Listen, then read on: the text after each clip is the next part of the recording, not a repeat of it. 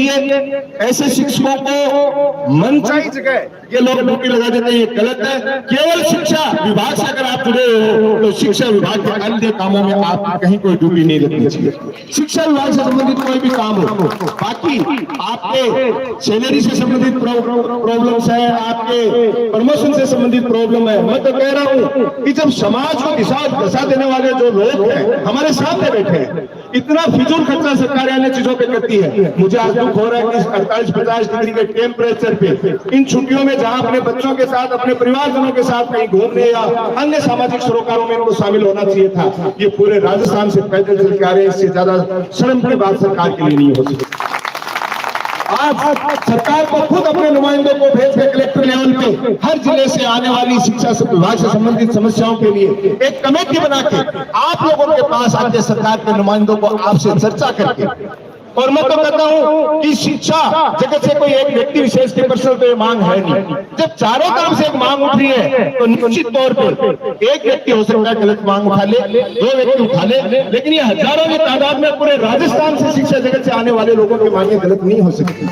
इसके लिए सरकार को एक कमेटी बना के आपको इस तरीके से इस गर्मी में पैदल बुलाने के बजाय आप लोगों के यहाँ जाके डिस्ट्रिक्ट लेवल पे या स्टेट लेवल पे आपके प्रतिनिधियों के साथ पहले चर्चा करके और नियम और कानून कायदे बनाने चाहिए। तब तो वास्तव में हम मानेंगे कि सरकारें जो है वो समाज को सही दिशा में लेके जाना चाह रही है। वरना वो भाषण दो भाई जी, कोई भी पकड़ के दीजिए आप।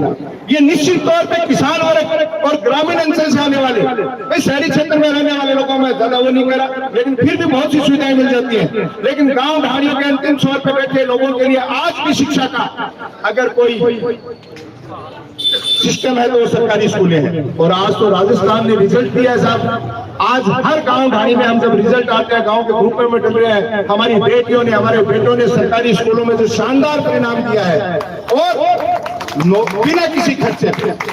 आज नोटबंदी, कोरोना के बाद लोगों की फाइनेंशियली स्थिति क्या हो रही है, किसान के पास आज पैसे की स्थिति क्या हो रही है, बिना पैसे की इतनी उच्च गुणवत्ता की शिक्षा आप जैसे वेल लर्नेड शिक्षक उनको दे रहे हैं। और प्राइवेट स्कूलों की बड़ी दुकानों में उन बच्चों को 1-1 घंटे बस की यात्रा करवा के और उनका बचपन भी छीना जा रहा है। उसके साथ साथ में लाखों रुपए उनसे फीस वसूली जा रही है।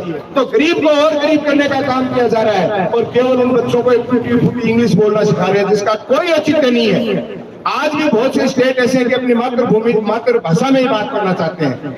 इंग्लिश आना कोई बहुत बड़ी चीज नहीं। तो मैं यही कह रहा हूँ, इस शिक्षा जगत को हमें बचाना है, हमारे भविष्य को बचाना है, हमारे देश का भविष्य आप लोगों पे डिपेंड है। इसके लिए सरकारों को सोचनी पड़ेगी।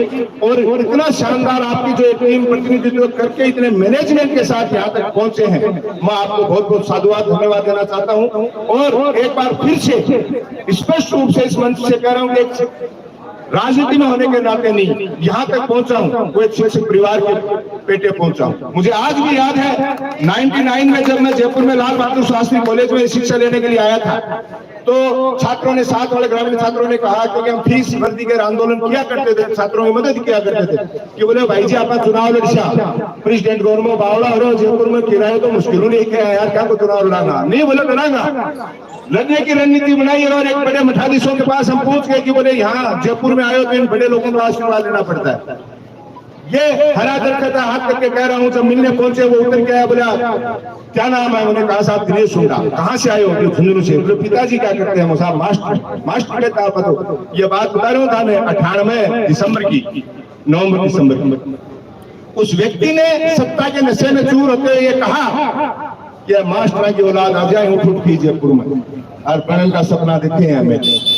मैंने उस दिन उस व्यक्ति को कहा कि कोई बात नहीं, हमारी गलती है, किसी के कहने पे आपके पास आ गए, लेकिन यहाँ तक कोई भी आप व्यक्ति पहुंचे, हो सकता है आपके घर में एमएलए एमपी रहे हो, लेकिन शिक्षा परिवार से निकला हुआ व्यक्ति किसी भी क्षेत्र में मात नहीं खाता है। और वो दिन देख लो और आज का दिन देख लो, हमारे घर में कोई पंच भी नहीं रहा, केवल एक शिक्षक परिवार के संस्कार के बेटे, बिना किसी आरोप के, प्रत्यारोप के, और यहाँ तक पूरे राजस्थान का नेतृत्व करने का मौका मिला है। और उसी कड़ी में मैं कोई आपके साथ कोई ऐसा करना नहीं है, क्योंकि उस परिवार का ही मैं एक अंश हूँ, शिक्षक परिवार से, इसलिए मेरा कर्तव्य बनता है कि इस विपरीत कड़ी में मैं आपके साथ तन मन धन से तैयार कर रहा हूँ। जैसा भी आपका आदेश मिलेगा उसके लिए मैं तैयार हूँ।